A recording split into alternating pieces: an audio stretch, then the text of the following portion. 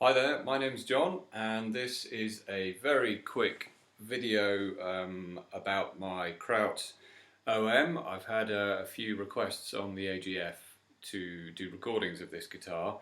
I'll get to them on a later one. This is just to look at it and talk about what it was built from and that sort of thing. So it was made in 2015. Ray is based in Eugene, Oregon in the US.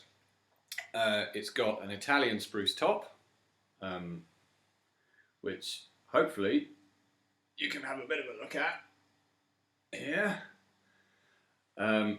Ray sourced this top in Italy himself just before this guitar was built. It's got some really nice cross silking on it. It's a lovely top. It actually appears slightly more of a sort of honey amber colour than I can see it is in this video. There may be a truer representation of it in the pictures in the classified ad, and also in the build thread, which is also available on the AGF. So yeah, Italian spruce top. The back and sides are Ziricote,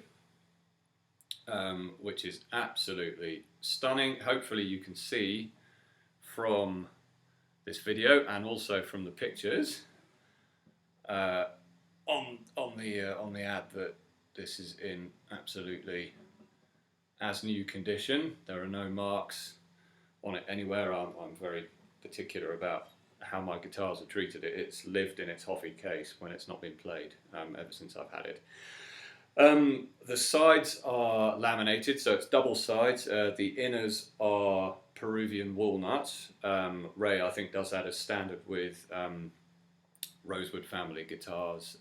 It's lovely and strong. It's nice to know that it's there. It's sort of added comfort, and it allows the top to resonate very freely. I think that's the some of the theory behind it, at least.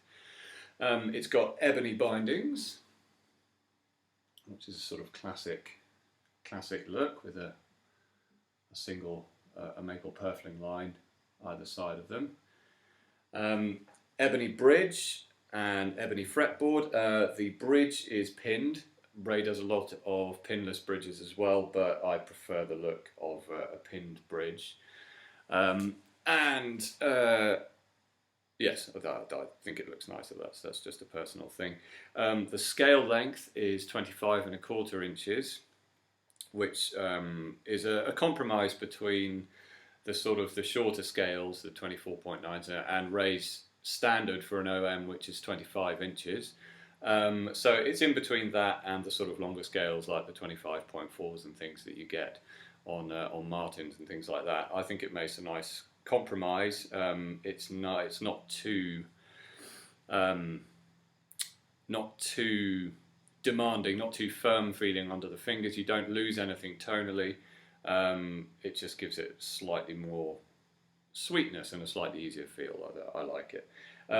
It is braced for and strung with medium gauge strings at the moment. I use D'Addario phosphor bronzes. Again, that's a personal preference thing. Some of you have asked, and just to sort of to explain, I did for about 6 months. I played this with lights because my nails were going through a bit of a rough patch. And it sounded wonderful with lights as well. With mediums, you do get an nth of a percentage of more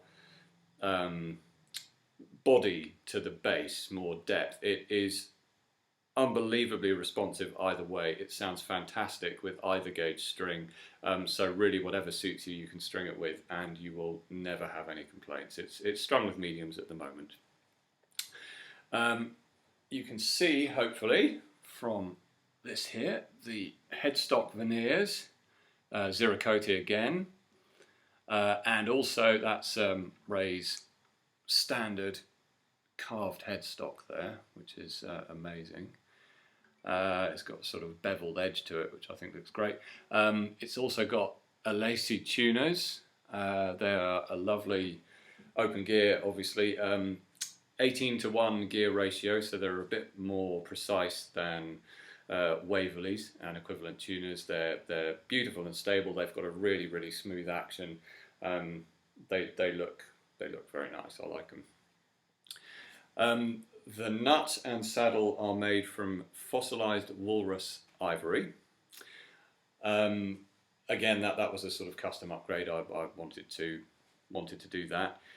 The nut is 1 25/32 of an inch, so it's very slightly wider than a 1 3/4 inch nut. Indistinguishable under the hand. It allows a lot of room for fingerstyle, for complicated chord shapes, that kind of thing. It's very comfortable, and it's scalloped, if you can see that there, which looks fantastic. And the saddle is 2 1/4 inches, which is a fairly standard, I think, fingerstyle width at the saddle. Again, it allows for lots of room for your picking hand. It's lattice braced. I don't know if you can make that out. You can just about see that in there, the lattice bracing, which looks stunning. There are sort of separate caps on each of the lattice crosses, aids with stability, and you can sort of fine-tune the tone once it's in there as well, and it's nice and light. You can really feel that when you're playing the guitar. You can feel it responding. You can feel the back moving. It's great to play. And finally, the last few custom bits. There is a spalted maple custom end graft there.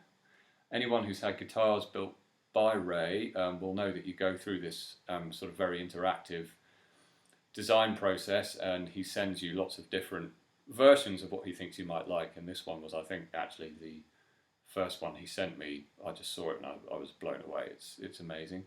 So that's spalted maple. To match this neck inlay, also spalted maple. It's a one-piece mahogany neck, 14 frets obviously to the body join. It's a very comfortable shape. I'd say it's a sort of a shallowish C profile, and it's got carbon fibre reinforcement, so it's very solid, extremely comfortable, silky neck. And finally, the rosette, another custom job.